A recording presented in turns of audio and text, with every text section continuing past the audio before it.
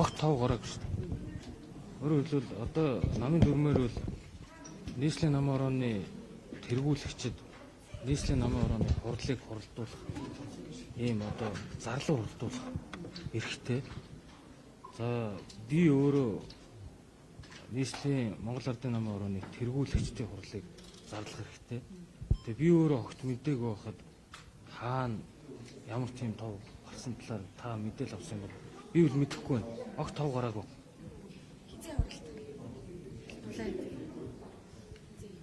Хурлыг нийслэлийн Монгол Ардын намын ороо өнгөрсөн онд туралцсан.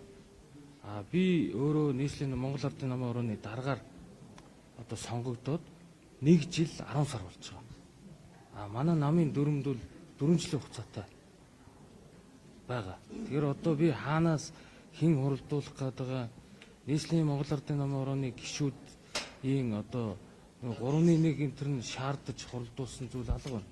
Тэгэхээр хоёрхан зүйл байгаа. Нэг бол 3-1 шаардаад хуралдуулах хэвээр, нэг бол би өөрөө зарлаад хуралдуулах хэвээр. Энэ оны одоо намар өөрөө бид бол жилийн ажлынхаа тайланг тавих юм ээлжид хурлын топ бий. За өөр зүйлгүй би ингээд дараагийн ажил руу. Газар олголт таны хувьд одоо өмнөх 2 засаг дараагаас илүү олгочтой. Уг нь бол газар олголтыг хязгаарлалтай байгаа шүү дээ. Бодлоо. Өөрөөр хэлбэл бид нар газар олголтыг үндсэндээ зогсоосон. Яагаад ийм тоо статистик гарч ийнэ гэвэл 2023 оны 12 дугаар сард гэр хорооллыг орон сууцчлуулах, авто замын төвжирлийг бууруулах хуулийг би батлуулахтай хамт газрын тухай хуульд өөрчлөлт оруулад 6 дүүргийн засаг даргын газар олголтыг зогсоох шийдвэр гаргасан. За ингээд тухайн 6 дүүргийн засаг дарга дээр хуримтлагдсан байсан 07-той холбоотой өргөдлүүдийг тодорхой 6 сарын хугацаа өгч шийдвэрлэх юм одоо шилжилтийн үеийн зохицуулт хийгдсэн. Тэгэхээр Баянзүрх дүүрэг хамгийн их нь. Тэгээд дараа нь Сонгон хайрхан дүүрэг, дараагийнх нь Хаан уул дүүрэг. За тэгээд Сүхбаатар Чингэлтэй. За Баянгол дээр баг байхгүй.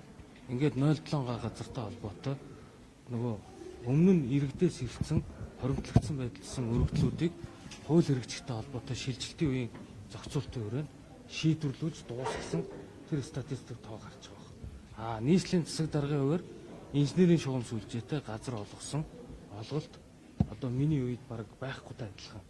Би 4 тохиолдолд газар олгож байгаа. Нэгт нь дуудлага худалдаагаар, хоёрт нь төр хувийн хвшлийн түншлэлээр, гуравт нь төрийн байгууллагын үйл ажиллагаа хэрэгжүүлэхтэй холбоотой, дөрөвт нь нөгөө замын тараст орсон юм уу нүүлгэн шилжүүлэхтэй холбоотой нөгөө нөхөн олгууртайгаар газрыг олгож байгаа. Зөвхөн жишээ олгоод 36 захирамжийг харахад 25 нь иргэнд 11 нь чухал нэгж болгосон байна. Тэр дотроо худалдаа үйлчлэгээний чиглэлээр манай чухал үйлдвэрлэл хөдөө аж ахуйн чиглэлээр олгосон байна. За наад чинь дүүргийн засаг даргын захирамжийг нийслэлийн засаг даргын захирамж болгох. Өөрөөр хэлбэл төрийн худалдаа авахтай холбоотой газруудыг дандаа нийслэлийн захирамж болгохтой холбоотой юм шилжилтийн үеийн зохицуултууд явуулж байгаа. Тэгэхээр манай газар олголттой холбоотой зүйлүүд бүгд нээлттэй ил тод байгаа. Та өөрсдөө очиж судалж үзэж болно гэдэг.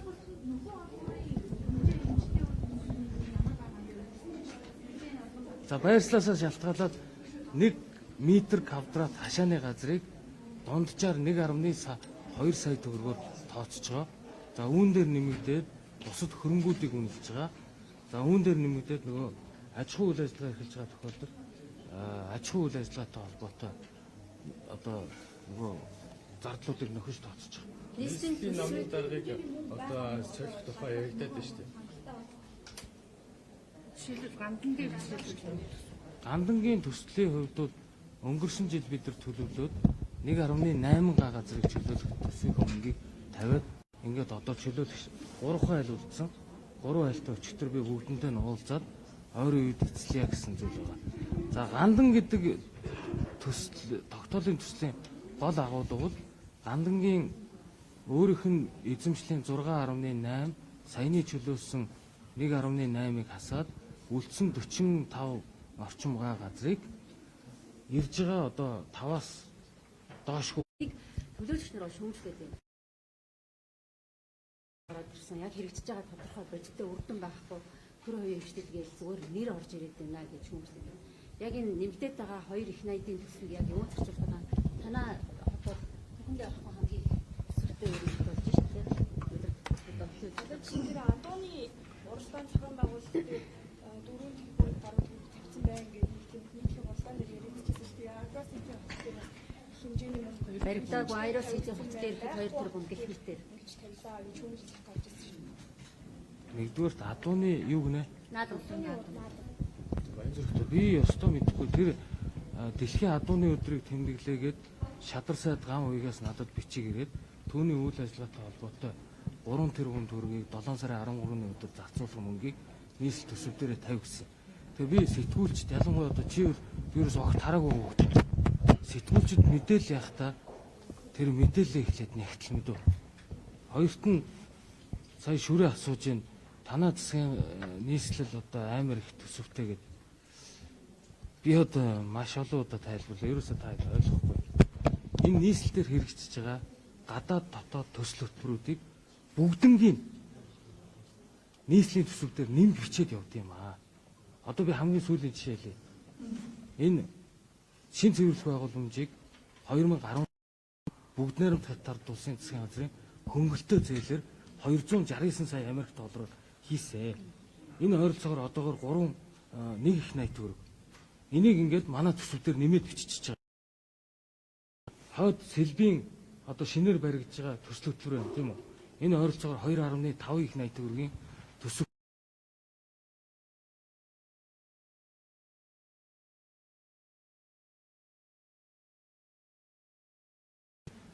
Одоо нийслэлийн өөрөх нь саяны бидний 2025 оны төгсгөл батлуулсан төсөв 4.9 их 80 руу батсан.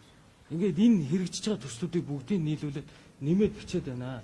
Энэ буруу гэд бид нар зээл ашиглалтын тухай хуулийг сая намрын чуулган төгсхийн өмнө өргөн барьсан. Өөрөөр хэлбэл энэ сэлбч байд юм уу? Энэ эрдэнэ өрнч байд юм уу? Энэ нефт улсруулах үйлдвэргээд эргээд өөрийнхөө үйл ажиллагаагаар төлөвлөдөг энэ төсөл хөтөлбөрүүдийг төсөв дээр бичдэг энэ зарчмаасаа татгалж яа.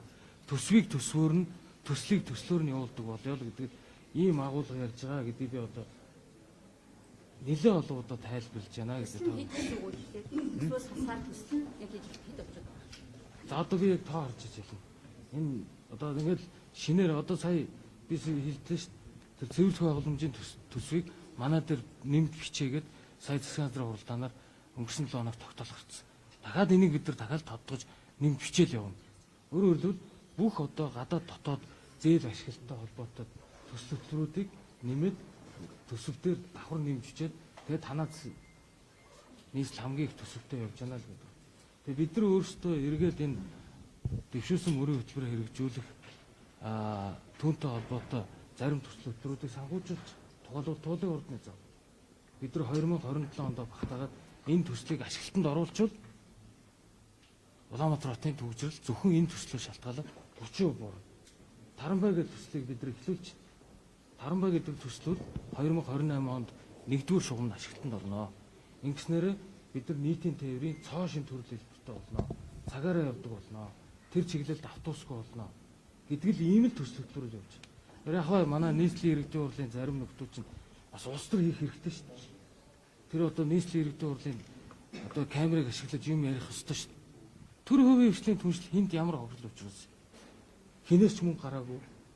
Нийслэлээс мөнгө гарахгүй. Эхний үр дүн гарлаа шүү дээ. Бид нар ТЭЦ 5-ыг төр хувийн хвшлийн түншлэлээр анх удаага Монгол улсын түүхэнд төр хувийн хвшлийн түншлэлийн сая гэрээ байгуулад одоо ажлын эхэлсэн явж байна. Таад очиж сурвалж 40 жил нэг